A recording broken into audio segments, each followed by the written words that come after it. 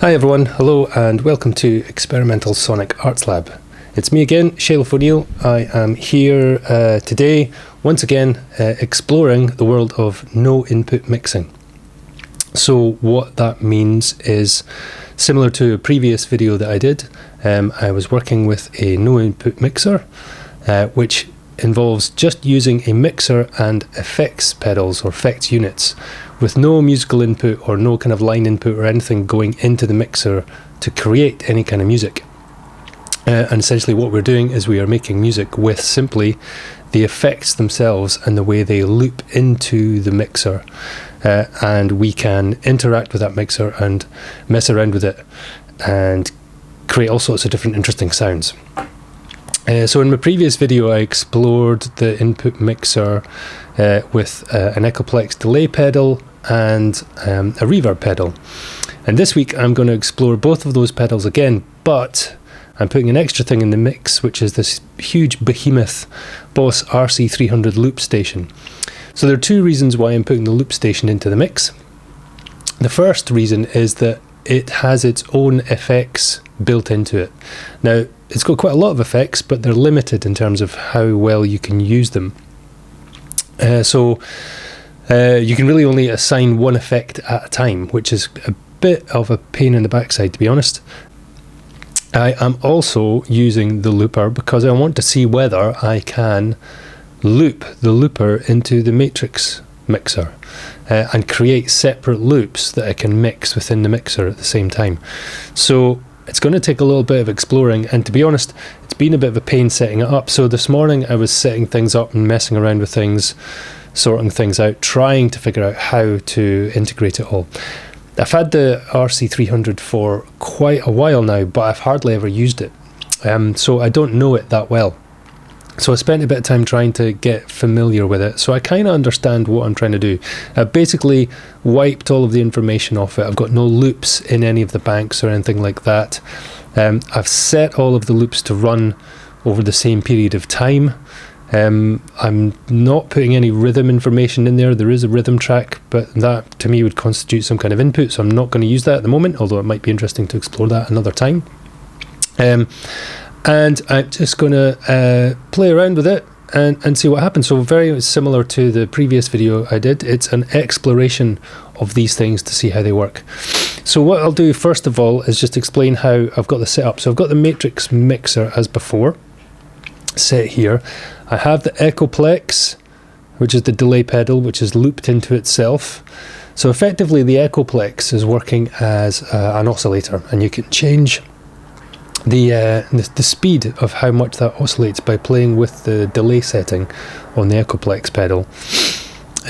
So that's what I was doing in my previous video, and that's I've kind of learned that that's a really good way to sort of generate sounds that you can control.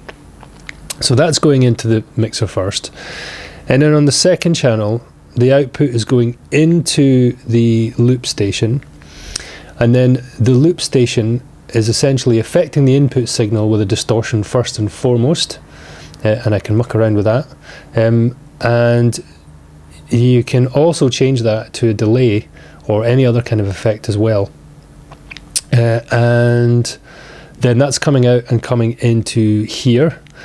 And then the third circuit is the reverb circuit, so everything is going out and round and then back into the reverb circuit. So the last thing that touches everything, if you like, is the reverb, which creates a really nice kind of spacious sound that you can play around with. So it's going to be interesting to explore how this works.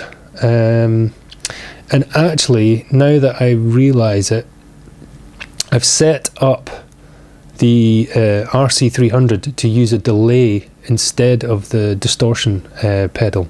I tried the distortion earlier and it was okay, but I think the delay is more interesting. But I'll move between the two of them. I'll play around with them both and see how they work.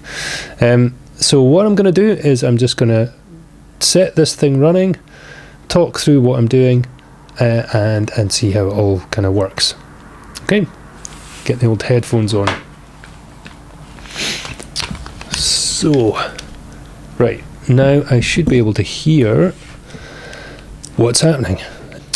So the first thing is the loop. So I do have this set up. I've got this oscillating already, I think. So if I turn this up, okay, and you can hear. So that's the Echoplex oscillating. And you can hear, I can change that. Okay, that's slowing the whole delay time round on the pedal. It's basically changing the frequency of the oscillation. And you can hear how messy it is.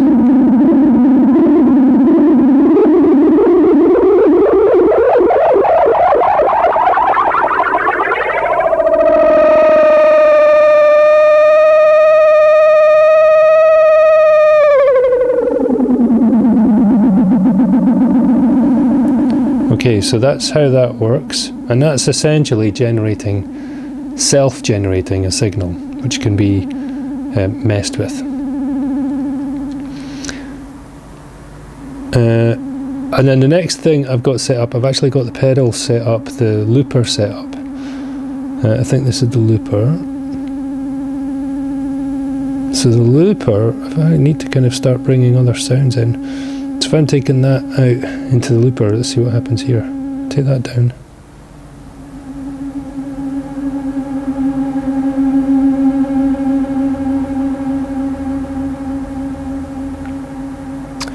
Okay, so you can hear that. That's basically taking the first loop from the Echoplex, which itself is a delay pedal, and then passing that signal out into the looper pedal, which is also using a delay. So if you listen carefully, you can see here that is a additional delay. There's additional delay in there, so that's quite cool to play with.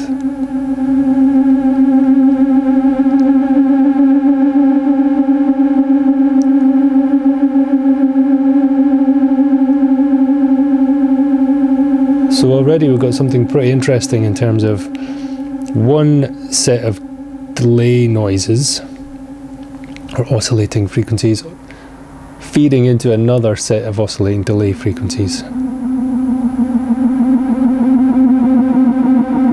And it creates quite a spacey kind of a sound.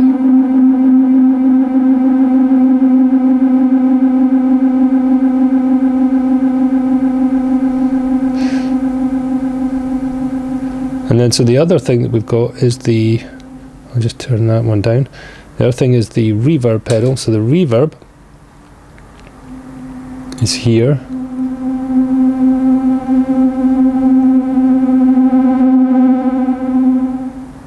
So that's just the first signal going into the reverb. And if I mess with the reverb settings, you can hear how that changes.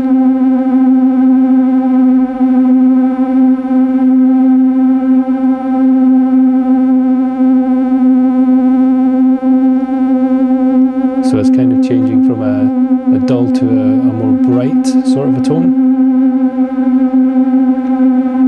So I quite like the bright, that's quite a nice tone to it. So it creates a really consistent kind of drone sort of a noise. And I can mess with the blend.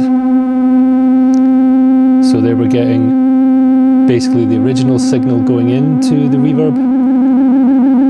And then we're also getting the wet signal, which is the affected signal from the reverb. And there's a decay on there, which is basically like how long it lasts.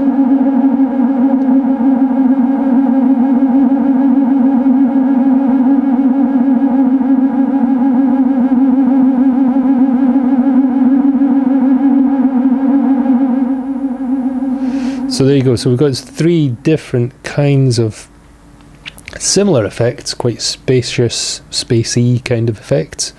So let's just kind of mess around with them and see what happens.